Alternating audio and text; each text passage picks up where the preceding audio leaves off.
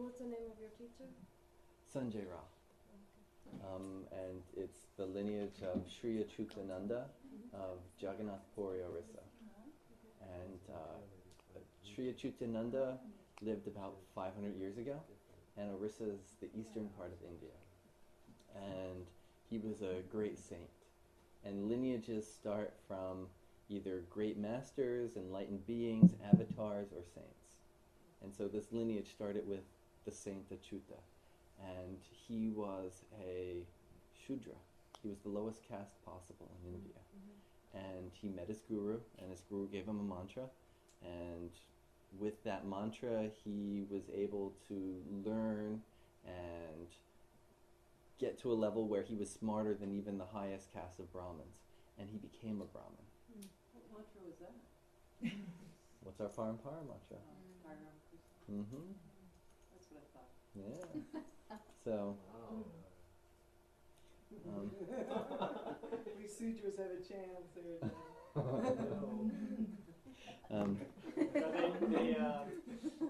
He became a Brahmin?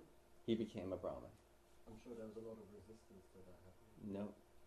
He was at a level where there was no ability to have resistance.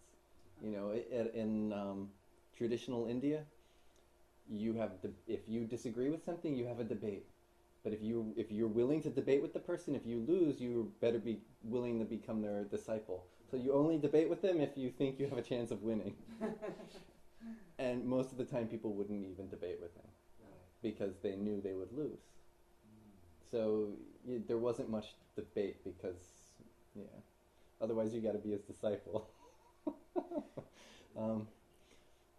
But he had 12 main disciples, and he taught. It was in India you have some lineages that are very strict about caste and this and that, but because of his condition and where he came from, it was a very it doesn't matter who you are, where you come from, it's about what you do right now. It's what you can attain that's important.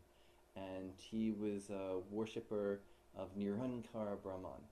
Nirankara means having no form, and Brahman is God. So he worshipped the formless God. And his guru was Chaitanya. You ever heard of Chaitanya? Chaitanya? Chaitanya Mahaprabhu. Yeah.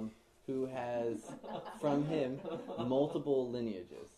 And one of the lineages is, you know these Hare Krishna ISKCON guys? I don't think so. Yes, you do. Oh. The ISKCON guys who, like... The Hare Krishnas in this Yeah. Oh, okay. They come from Chaitanya. It's their same original guru, yet a very different philosophy is coming from them. Right? Very different. They say it's Krishna and only Krishna, can't be anything else. If you read Chaitanya gave... You know how you can interpret the teacher's teachings in many different ways. Achyuta was with Chaitanya when he was a little kid. He was about 6 or 7 when he got initiation, and lived with his teacher till he was in his 20s. And when he was in his 20s, his teacher was already very old. So he passed away when he was in his late 20s. So he spent his younger life with the guru, and then he had the whole rest of his life without the guru. And in meditations, he realized, he's praying to his guru who wasn't there, yet was there. Because an enlightened guru is always there, right? But yet, he couldn't see his guru. And then he's praying to God, and he can't see God, but he can feel God's there. And so he realized that what's the difference between my guru that I can't see, that I'm praying to, who's helping me, and God? And he realized that there was no difference. And then on meditation on that, he realized that there was no difference from himself and God and his guru. The unity of all three. And so he merged into God at that point and became a great saint. And, the information just came through him at a very high level. So all his 12 disciples were like Jyotish, in the Jyotish lineage only? From Achyuta? Yeah. Primarily. Oh, okay. He was Chaitanya's astrologer. But Chaitanya himself was not propagating the astrology as a... But every great teacher has an astrologer. Tell me what big high guru doesn't have a Jyotishi? Why Ramkrishna Paramahansa didn't have Jyotishi? I'm sure he had Jyotishis. No. I I think once you become enlightened, you don't need Jyotishi, right? Amaji has a Jyotishi. There has to be somebody who's picking the days. You know, to know that it's Krishna's birthday, who's going to tell you that? I mean, if you're enlightened, how does it matter? There's still the festivities of an ashram and things of that nature. True, but I'm saying for Yeah. So there's still somebody had to be doing the calculations at the ashram where Ramakrishna was. Probably, but I think just to know the tithi and the festivals is a very different thing than basically reading the chart. It's all Jyotish though. Agreed. Yeah. But the mathematical part of the Jyotish and the predictable part of Jyotish, they are different aspects. So mathematical part, even if somebody can just see the panchang and know, you don't need to go to a Jyotishi for that. All big gurus have a Jyotishi. Guru It's- Nanak Dev, I don't think he had Jyotish. Janak? Guru Nanak Dev of the Sikh, I don't know about the Sikhs too much. I don't think he had Jyotish. Yeah, but Both them gurus. I mean, at least Ramakrishna's life, you don't find any mention of Jyotishi. most of if you read about Amma, you don't find any mention about her astrologer either, but she's got one. The astrologer isn't put in a position of prominence. Wasn't Chakrapani the one for For Muktananda, so that's how he came to fame like he has, because he is Muktananda's astrologer. But every big guru has one. They don't take prominence over the guru. It's a side position. They're one of the supporting advisors. And because Chaitanya is considered an incarnation of Vishnu, and a Amsa avatar, partial incarnation. And anytime that Vishnu incarnates, the 5 elements incarnate with him. So when Krishna incarnated, you had the Pandavas as the 5 elements. In Chaitanya's time, he had his Panchasakha, the 5 friends.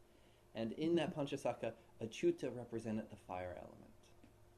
And he was said to be the incarnation of Vishnu's bird Garuda. Vishnu's what? Garuda. And Garuda is related to the sun. And the sun is the primary karakas of Jyotish. But Achyuta wrote tons and tons of books on spirituality and spiritual practice. And he rewrote Puranas. But he rewrote Puranas. He rewrote Puranas. He took like all the stories of the moon and put them together and made a Chandra Purana. Like, he did a lot of, and a Chandra Purana that was available to the average person to read.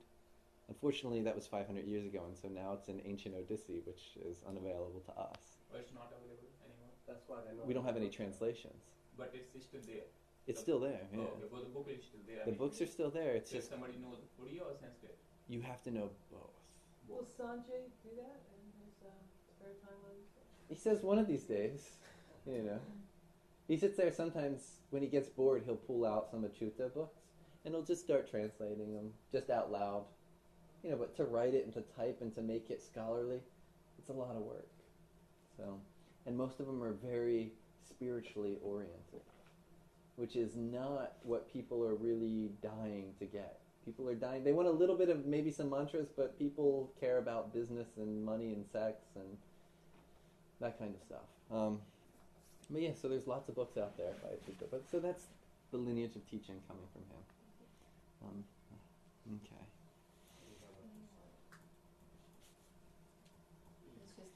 Okay, so who did their mantras?